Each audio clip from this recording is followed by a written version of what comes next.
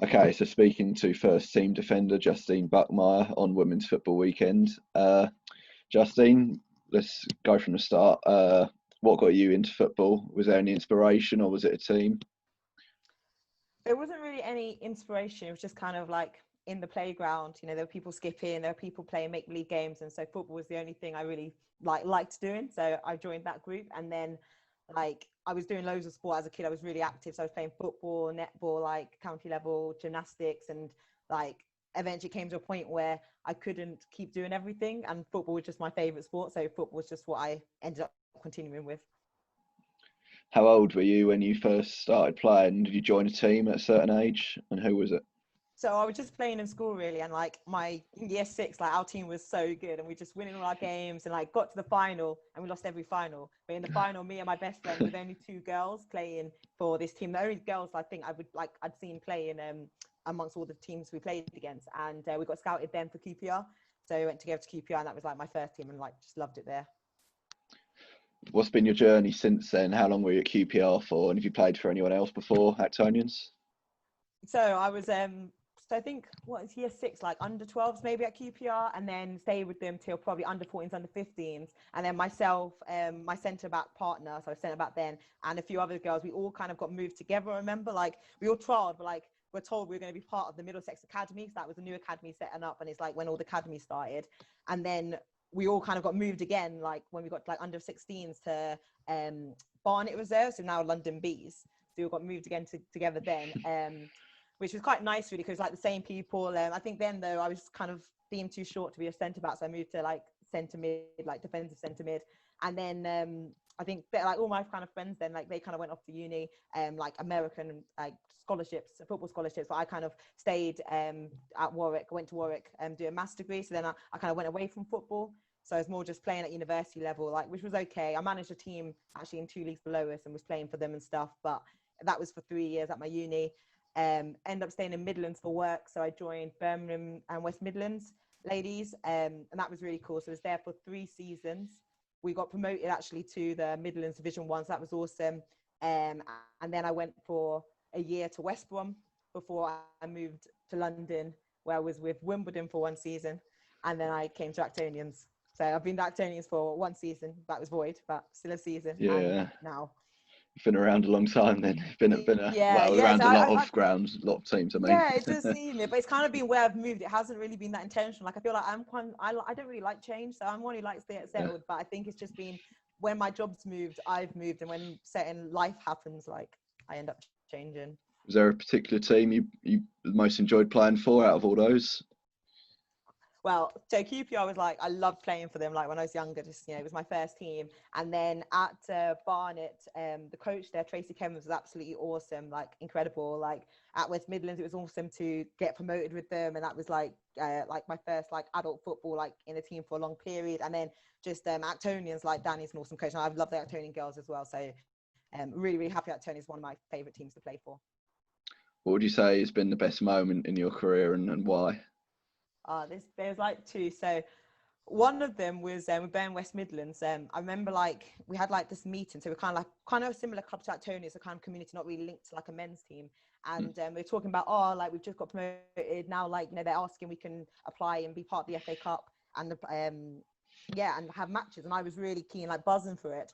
So then we got to, I think it was like the third qualifying round, and we were against TNS, which was quite a rival team.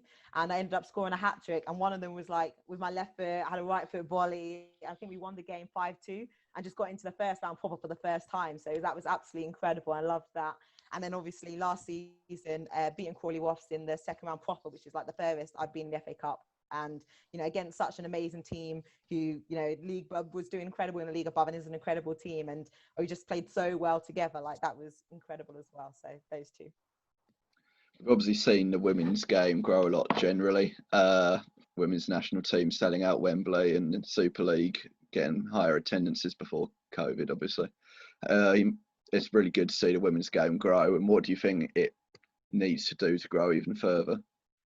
I think it's absolutely incredible. I think a lot of people my age will always say, oh, I wish I was born like 5-10 years later because of the opportunities now and like the standard. It's so awesome to see. I think things like the FA players that I was just watching the United Arsenal game on is so good. Like even people across like in different countries can see the game. I think that's really good.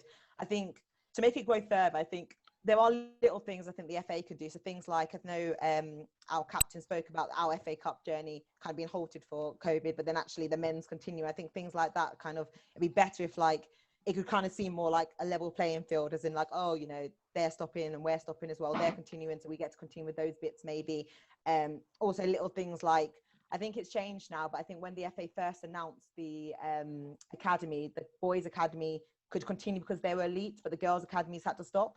I think they've since changed that, but I think it's just about sending the message to the girls. They are as important as the boys. And like, in my opinion, even saying the boys are more elite, like, I think a lot of those girls are actually more likely to make it to the elite stage based on like what academy they're playing for, and they're playing in the same.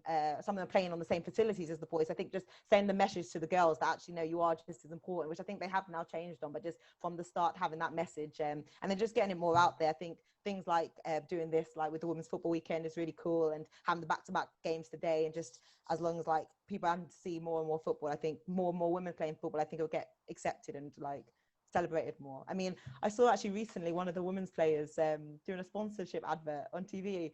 Oh, I really? can't remember who it was. That was absolutely, it was so awesome. Like, you just never really see that. So I think it is definitely getting more publicity, which is so cool. Yeah, definitely. Yeah, that makes sense. Yeah. And looking at this season a bit more for Actonians, obviously for you personally, it was a bit of a frustrating start because you've had your injury. How frustrating was it to watch from the sidelines, and then how good was it to get back on the pitch for the first time against Wimbledon, wasn't it? So Yeah, it was so annoying. Like, it's just such a stupid injury in pre-season, like a broken nose. It's not even really a football injury. It just felt so frustrating, especially after such a long lockdown and being away from it. I felt I'd worked so hard in lockdown. I felt like I was at like my peak with like my fitness and with everything. I felt really good. So that was really frustrating. But luckily, it being a broken nose, I only really had to take 3 weeks out, and then the rest I could still run. I just couldn't train properly for a while. And then like I did still attend training, still attend matches. I think that really helped me stay involved and not feel too kind of out of it. And the girls were performing awesomely as well. I think like it's easier to watch when we're winning as well. So I think that made it a lot simpler as well. I think it was only the Enfield which we drew against where I was like, oh, like yeah, on being on the bench, I was like, oh, I want to come on and do something. But the rest has been it's actually been quite all right. Not as bad as I thought. And then I think actually it was quite nice to come back my first game against Wimbledon. yeah, Like, I was absolutely petrified. Like, I was had to wear my mask, and it was my first game back, and I hadn't headed the ball for 6 weeks. But then actually to play them, and they'd won all their games, and we'd done really well unbeaten as well. And then to beat them, it was actually like quite a nice way to come back and get back into. I got 90 minutes as well, which was incredible. So that was actually really good in the end. yeah. It was a great game to return for, and obviously it's been a fantastic start to the season from the team. Like you say, 1-1 other than one draw. How do you think the team's improved since last season? I think we're just a lot more consistent. We just play better more often. Like, we had so many amazing performances last season, but more towards the end. I think we've taken those bits towards the end and those great cup game wins into the league this season. We've started a lot better. I think like having Danny continue from last season and the coaching staff continue has really helped. He knows the players, he knows kind of like our standard, and we know his standards. Like, we're able to kind of meet them more often and be better like that. We've also obviously like recruited fantastically as well, which have made the squad a lot more competitive, which I think has driven everyone to perform even better as well. That's brilliant. Thank you, Justine. Awesome.